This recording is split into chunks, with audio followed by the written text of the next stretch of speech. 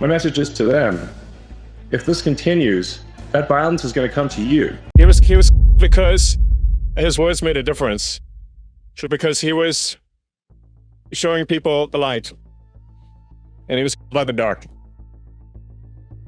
Whether you choose violence or not, violence is coming to you. Well, Charlie was someone who believed in dialogue, in open debate. He was a man of ideas. He spoke eloquently. He basically never even raised his voice. He was a man of peace. And now he's been in cold blood. Did you know him personally? Yes, of course. We met many times. How was he like? I supported his opposition. Why was he? He was because his words made a difference. Because he was showing people the light. And he was by the dark. The people who ordinarily wouldn't get involved in politics, who just want to live their lives, they're quiet, they just go about their business. My message is to them, if this continues, that violence is going to come to you. You will have no choice. You're in a fundamental situation here where whether you choose violence or not, violence is coming to you. You either fight back, or you either fight back, or you, and that's the truth. And like I said, you really got to appeal to the sort of average, the normal people that just want to go about their business.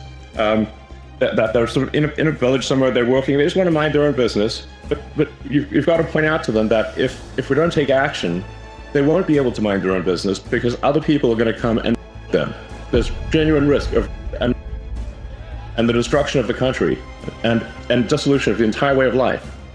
And so, yes, in the normal course of business, if you weren't under a massive attack, then people should go about their business and just live their lives. But unfortunately, if the fight comes to you, you don't have a choice. I think there needs to be a future where the people take charge, where there's deregulation, a massive reduction in bureaucracy, and generally a new hope, where people wake up in the morning and look forward to the future. They're excited about what's going to happen next. We must have revolutionary government change for that to occur. And this is not ordinary course of business sort of stuff. This really requires everyone to sort of marshal the people, to take charge, reform the government, and make sure that you actually have a government that is for the people, by the people. And that's essential. So we're really at a fork in the road here. We're at a fork in the road to darkness or greatness. And that will be decided only in a matter of years. And we must take the path to greatness. And that's the path that's exciting and inspiring and will make life worth living. I believe you can't get to the truth of things without freedom of speech, without active debate. There's so many on the left that want to just crush debate and put people in prison just for talking, as you were, just for speaking their mind. The essence of democracy is it should be a government for the people, by the people. And in fact, this is a government against the people and not for the people. This is why everyone is gathered here today, is something's got to be done. This is unacceptable. Those who cannot protect themselves, especially the children. And when I read about some of the horrific stories and how the government did nothing and try to hide it, they try to hide these horrific, and then you see how much violence there's on the left. Elon claims the left has revealed itself as the party of murder, even celebrating Charlie Kirk's death as if violence were a cause for applause.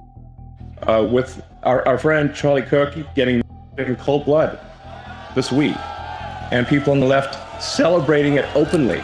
The left is the party of and celebrating. I mean, let that sink in for a minute. That's who we're dealing with here. That is who we're dealing with. It's a relentless propaganda campaign, which obviously President Trump has experienced for a very long time, 20 years, maybe longer. Politics is a blood sport.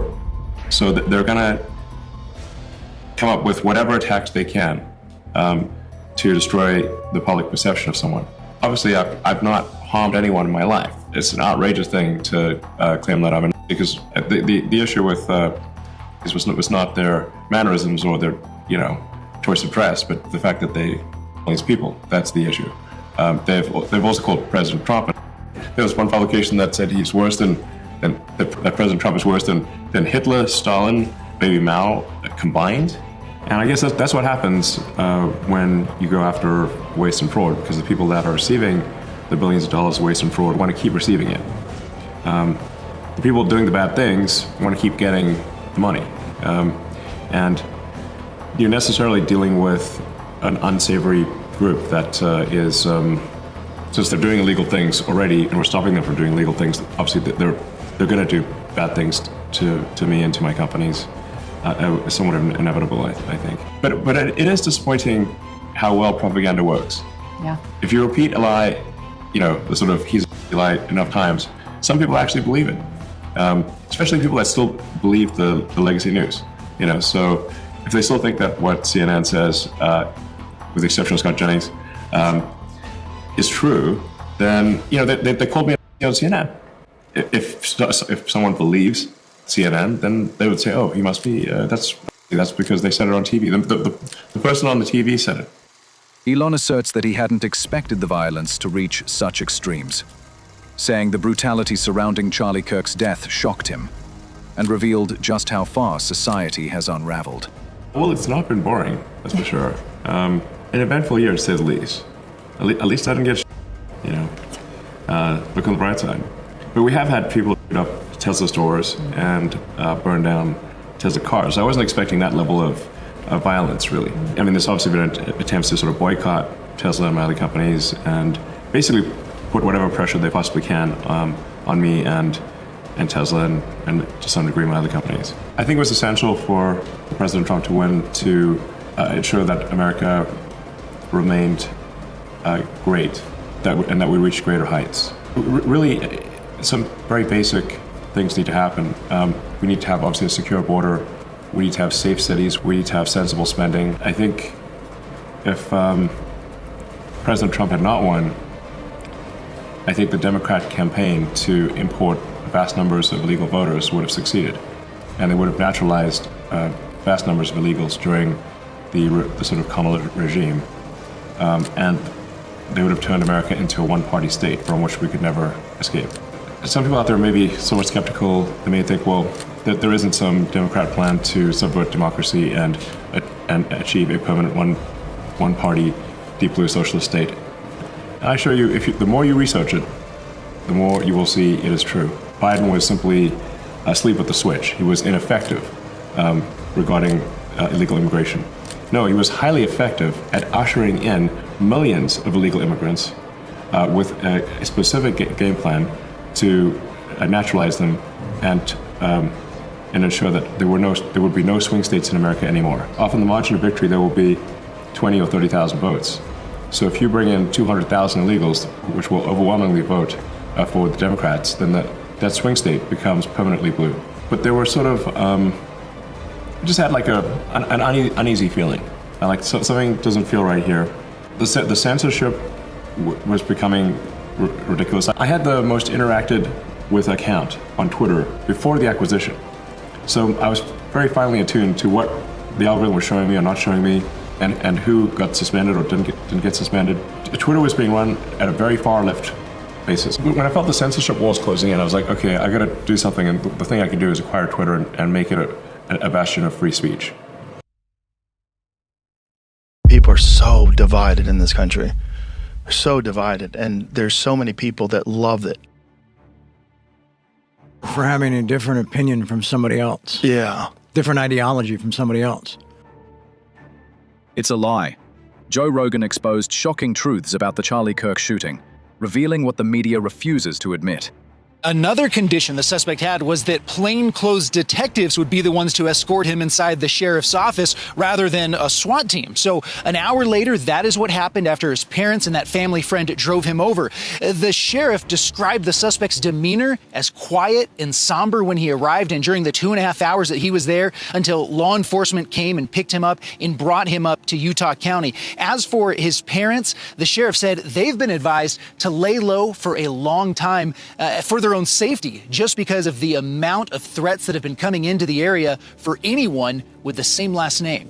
So this just happened. We just found out that Charlie Kirk got... It's awful. And is he... No. I don't think so. Joe Rogan asserts that murdering someone simply for having a different opinion is totally unacceptable and a dangerous sign of where the culture is headed. I've been looking. I haven't seen anything that said confirmed. For having a different opinion from somebody else. Yeah. Different ideology from somebody else. Yeah. Yeah. I mean, I don't know. Beliefs that didn't Who did align. it or- Yeah. I'm He's sorry? dead? Yep. Rest in peace. Jesus. 27 years old, maybe? 30? Do they even have a suspect? I don't know. Well, that's why I'm literally trying to track it all on Twitter, and it's all. Nobody deserves it. He doesn't deserve that. Nobody deserves that. So were you saying that MSNBC had a crazy take on it? What was their take? Well, why does something like that have to be spun? Their ideology. No, I know, but I'm just saying it's like... I mean, they want to try to pin it on a Trump supporter with a crazy Trump supporter with going wacky. Of course. We don't know if it was a supporter off in celebration, because they do. Right. A lot of folks are just constantly out there off at large gatherings in celebration. Yeah, 4th of July, you can't leave your house. Joe Rogan warns that many will celebrate Charlie Kirk's death, and he calls it a tragic reflection of how divided and broken society has become. What the? No, that is that's a wow. There's going to be a lot of people celebrating this. It's so scary. It's so dangerous too to celebrate or to in any way encourage this kind of behavior from human beings. He's not a violent guy who's talking to people on college campuses. Wasn't even particularly rude. Who's tried to be pretty reasonable with people. Everything I saw seemed reasonable. He's a very intelligent guy. Yeah.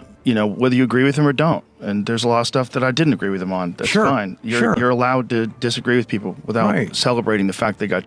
But you can't disrespect his passion. Yeah. Well, what you're supposed to do with a guy like that, if you're opposing him, is debate him. Right. Have a conversation where your argument is more compelling than his. Sure. That's what people should be celebrating. Discourse. We used to do that. Do some homework and bring it to the table. Yeah. Yeah, it's horrible. It's horrible. This podcast has been a lot about violence, man. It has, but not this kind. No. I'm sorry, not something is so in the moment right now from someone this current that we see and are aware of daily. Right? Yeah. I mean, he's one of those young influencers, right? This time from the right, who is all over social media, always doing these various shows and debating people and talking to people and giving speeches and Joe Rogan claims he knows people will celebrate it, but warns that this shows how deeply many have fallen into the toxic trap of us versus the left, fueling even more division. No one deserves this, folks. No one that has different opinions. No one deserves that. No. This is horrible. No. But I know people are going to celebrate it because this is a up time, and people have really fallen into this trap of us against them. But it's also going to make people not want to be as courageous or not want to be as forthright with the things they believe. It's going to put people on guard. It could. It could do the opposite. Yeah. I get that, but there's also going to be that sort of ingrained thing now. You're correct. Yeah. And and you just going through the whole New York thing. I just sometimes there's a crowd and it's all love. It's all love, and all they want is your signature or a photo or this and that. But there's so much of those moments where you're spent looking down. You're looking down the entire time. Yeah. And I don't think anybody wants to. I don't think that's kind of out in the world, right? No. But it's the type of that just lives in the back of one's mind. Yeah. Because how could it not? How could it not? And then the thing like today, and you're like, okay, that's why it's in the back of our minds. Yeah. Well, it's when we were talking about earlier, whether it's Kennedy or RFK or you think of him in the past, you think of him like. When something happens in the current, like right now with this one with Charlie Kirk, it doesn't seem real. No. It seems very surreal. It does. It seems like it does. It's going to take a long time before we reference this as something that happened. Like remember he got, oh yeah. Like right now, it just doesn't seem real. It seems so crazy that it's not registering. It's not, no. It's up time. People are so divided in this country.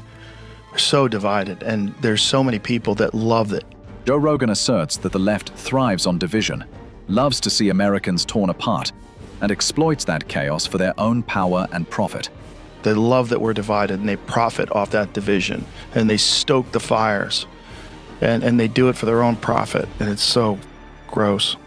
It's so gross. And to encourage this kind of thing is really one of the most horrific things that you could do after someone horribly like this, is celebrate. It should be a wake-up call for everybody. Like, this is nuts. This is nuts. No, it's unforgivable that to spend things like that, and because the people they're never thinking about is that person's family. I think they just that's just like default with those. They gaslight you by default. Right. So immediately they try to find some reason why whatever the thing is that's in the news is someone else's fault. Right. Of course. It's just all gaslighting, and that's what they're paid to do. They're paid propagandists, masquerading as the news. So weird. No, it's a dark day. Yeah, it is. Well, two things is going to happen. Either people are going to realize how insane this is, and we have to have a conversation about being able to have conversations. Right. Or it's going to get a lot worse. That's what's scary. Scary, this could spark off some kind of a real violent conflict. You know, that guy had a lot of fans. Yeah. A lot of people love that guy. Yeah, I know. And if they find out that he got for something that they vehemently oppose in the first place, it could send people over the edge. It could, yeah. There's always that flashpoint moment in any in previous times like this. Yep. You know. Yep. There's always that tipping point moment. Like the Rodney King film. Yep. Right. Something just like that's it. Yeah. You know, this also highlights just a little bit of perspective, like how lucky Trump was. Oh yeah. You know, and it's just like Charlie didn't get the benefit of a head turn or a couple of microns or millimeters or you know, and it's just like wow, who decides that? Yeah. You know, that is just there's this the Trump thing is bananas. Yeah, but they talk about clips his ear. Yeah, because he makes a reference to something. Yeah, and then it's just and then it clips his ear. Where if he didn't turn his head, he'd be. And it would have been on live on CNN. If you enjoyed today's video on Anonymous Official, leave a like and subscribe if you haven't done so already. Thanks for watching and sticking with us.